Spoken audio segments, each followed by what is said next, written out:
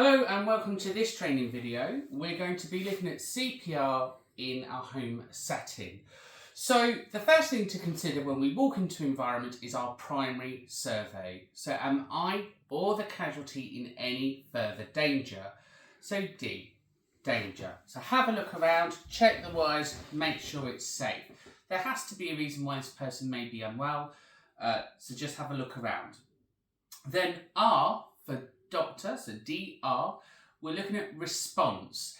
Now when we think about response, let's be sure that we've understood our accessible information standards. Does this person speak English? Can they hear us? Is there a hearing impairment? Are they non-verbal? So it means we're going to have to use all the skills for R. So, response. Hello, can you hear me? Annie, can you open your eyes?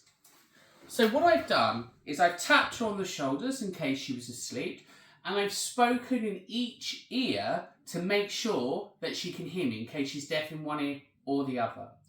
Now if there's no response, at this point I'm going to try and inflict a bit of pain. So I'm going to pinch the ear, or alternatively I could brush the eyelash.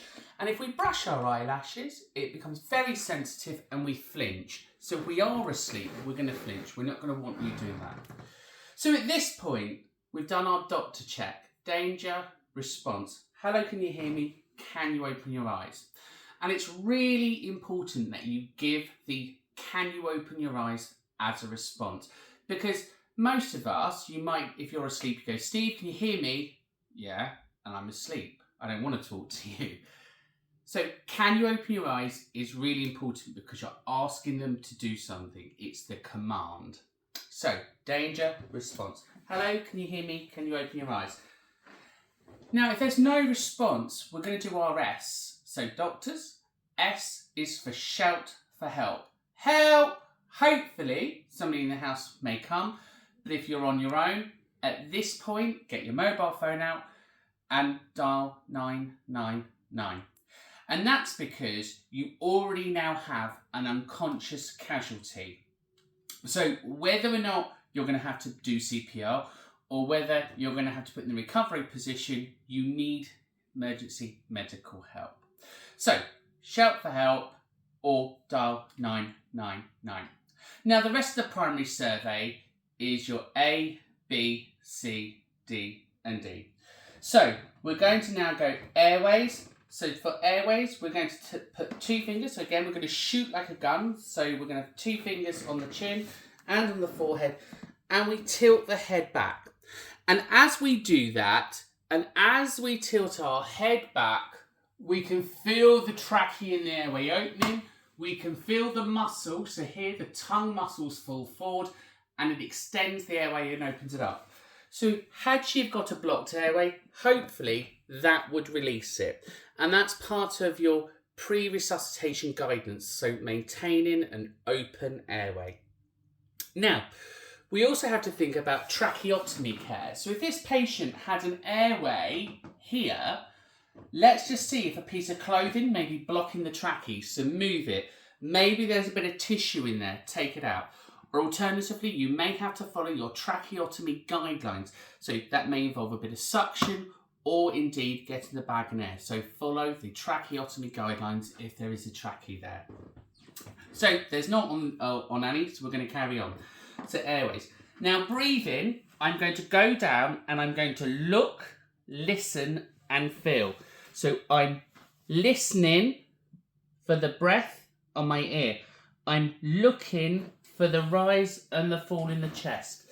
And finally, I am feeling for breath on my cheek.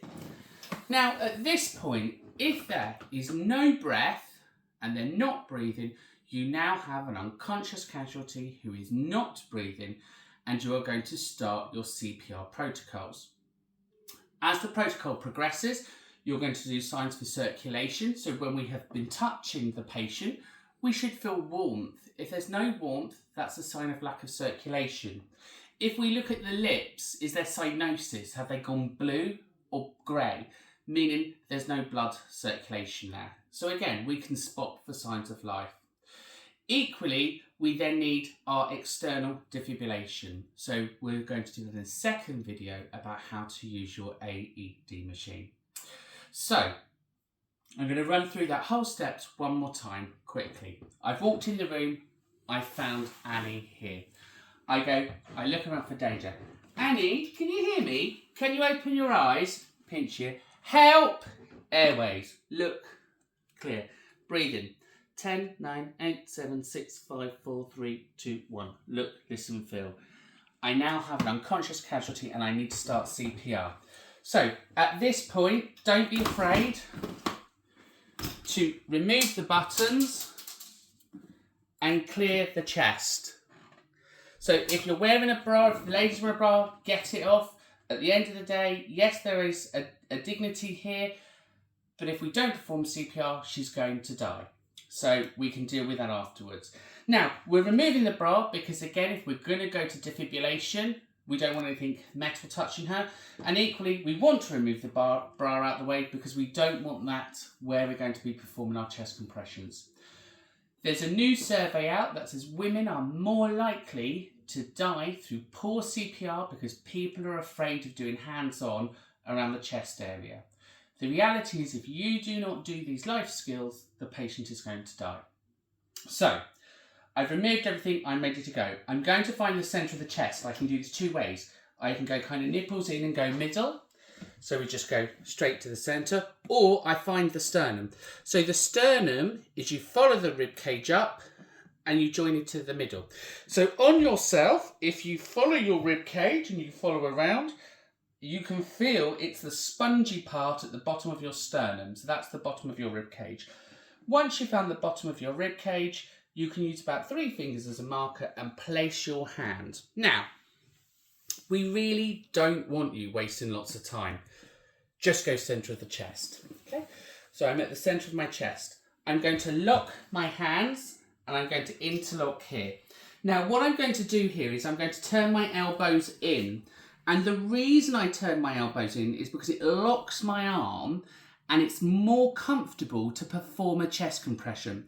If I don't lock my arm, I'm bouncing and I've got a lot of force and pressure and it becomes tiring and you're going to fatigue really quickly and we don't want that. When we do the chest compression, you're aiming for 100 to 120 chest compressions a minute at the depth of about 4 to 5 centimetres. So that is quite fast and it is quite tiring. And ultimately, if we think about the average heart rate between 60 and 80 beats a minute, you are acting twice as hard as their heartbeat. So you're going to have to really put some effort into this. Now, just a couple of things. If you crack a rib, carry on.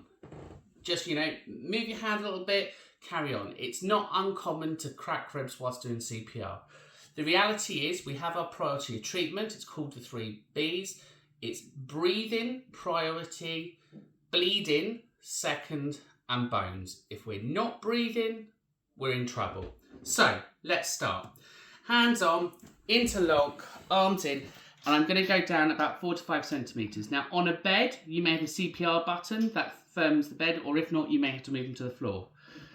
Here, Annie's a skilled machine. She will light up if I'm doing the chest compression right. 1, 4, 5, and 6, and 7, and 8, and 9, and 10, and 11, and 12, and 13, and 14, and 15, and 16, and 17, 19, and 20, and 21, and 22, and 23, and 24, and 25, and 26, and 27, and 28, and 29, and 30.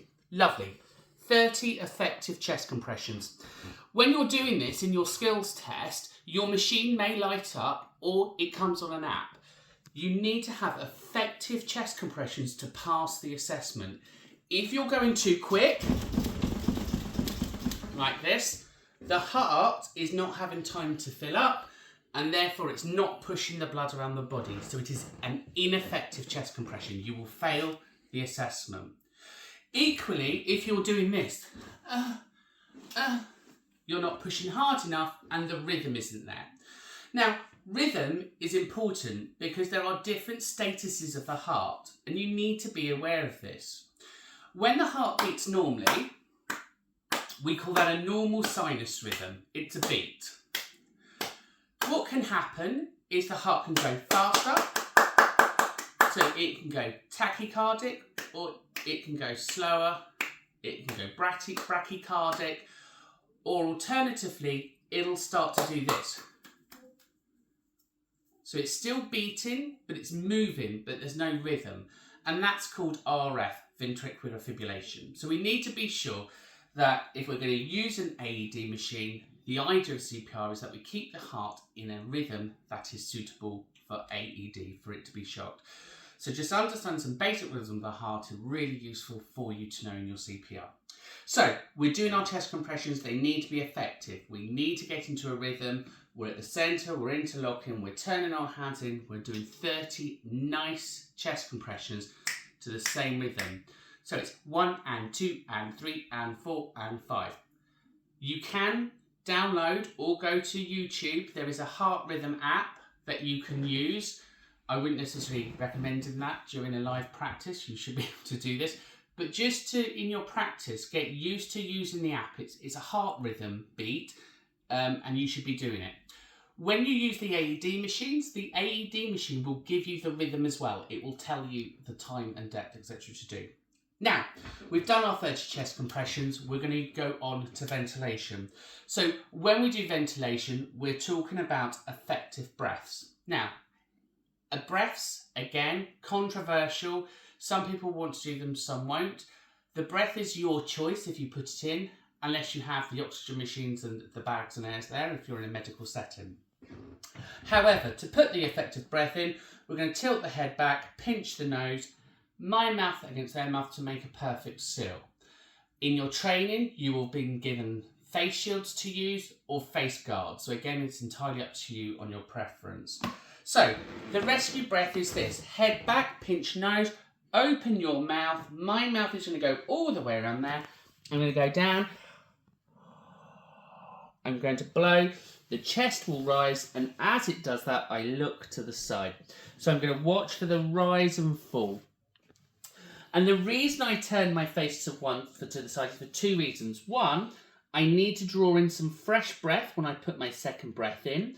But two, if I've blown too hard and the air has gone in, the air will go into the lungs. If I've put too much air in the lungs, it will go into the stomach. Anything in the stomach could then potentially come back and get you. So, rescue breath. Look, come back. 2 rescue breaths in and back. And 4 and 5 and 6 and 7 and 8 and 12 and 13 and 14 and 15 and 16 and 17 and 18 and 19 and 20 and 21 and 22 and 23 and 24 and 25 and 26, 27, 28 and 29 and 30. Now, if I go back and I do my rescue breaths and my rescue breaths do not work, don't worry, don't aim for perfection, just go back to performing CPR. So, if your patient has a tracheotomy, so if they've got a trauma to the airways, then again, what you will have is a strap that goes around the neck holding the trachea in place, and your bag in there connects to the tracheotomy and you squeeze the air in. We will supply another video on that, so please watch those. And if you have a tracheotomy patient, it's important you understand their procedures. So you have the duty of care to make sure that you can perform CPR to that person if necessary. And again, you can close their mouth. Equally, if you come up to the patient and the mouth has trauma, so maybe there's some sores or bleeding or something around there and you're worried, you can always tilt the head back and close the mouth and go through the nose. So the nose is another way in. Good. So that's your CPR protocol for the primary survey. What I'm going to do now, I'm going to run through the whole process one more time, but I'm not going to talk. And as I do it, I want you to be saying to yourself exactly what I'm doing. So you're now going to take over as this tutor, and I'm now just going to perform the role. So in your class, in your group, or either by yourself, just call out what I'm doing. Okay, so we'll cover her up. So, hello Annie, can you hear me? Can you open your eyes? Help!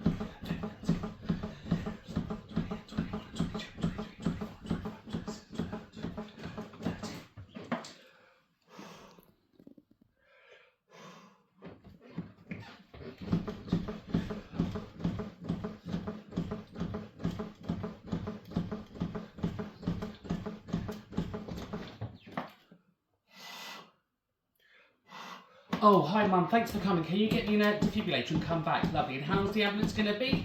Wonderful. I'm just going to carry on. And we'll stop there.